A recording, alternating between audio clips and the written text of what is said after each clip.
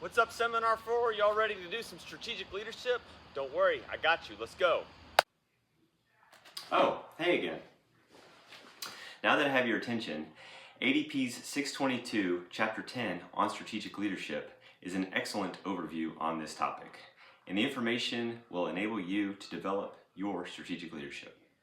For context, this was written specifically for the Army, but the principles I believe apply across all military services and interagencies. I'm going to walk you through this in 4 parts. First, we'll define strategic leadership. Then we'll discuss the roles and responsibilities of strategic leaders. Third, we'll provide some practical applications. And fourth, we'll conclude with a historical example.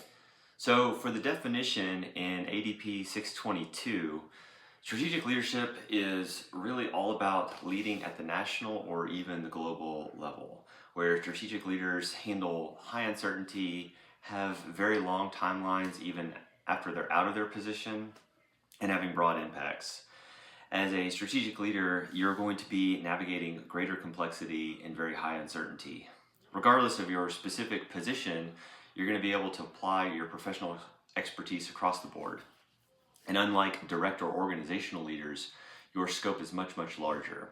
You're going to need to balance risk with prioritizing national interests and influencing policy.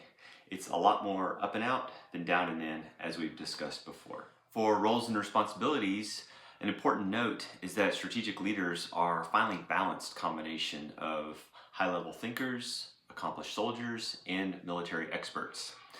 You'll need to steward your relationships with civilians and the nation and our allies and partners.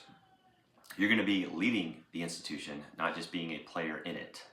Your role in communication is now going to be nuanced through your speeches, your presence on social media, and your negotiations, all to gain support of Congress, potentially industry, and the public. You're going to need to broker alliances, manage large budgets, and ensure ethical decision making.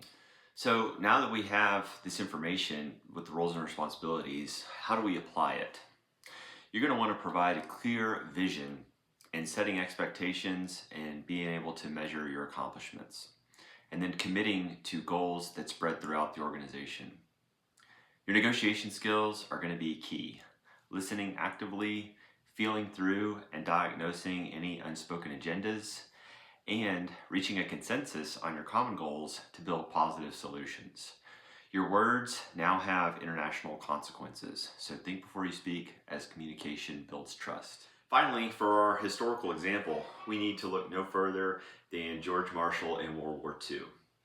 He was the chief of staff, and he quickly gained consensus with Admiral King, who is a pretty demanding peer and often had a different point of view.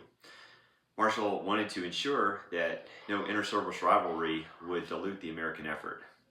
They were able to work out their differences and find consensus, and FDR had few issues with both of the men once he made decisions and gave his guidance. So summing up, Chapter 10 is all about strategic vision, your influence, and navigating a complex environment. This doctrine is critical for understanding strategic leadership, and hopefully it provided you with a few things to think about as you continue to move up your organization. Thanks for listening, and before we head back to seminar, a quick word from today's video sponsor. This talk was sponsored by Reese's One Bars, the unofficial official fuel for Seminar 4. Start slow, taper off.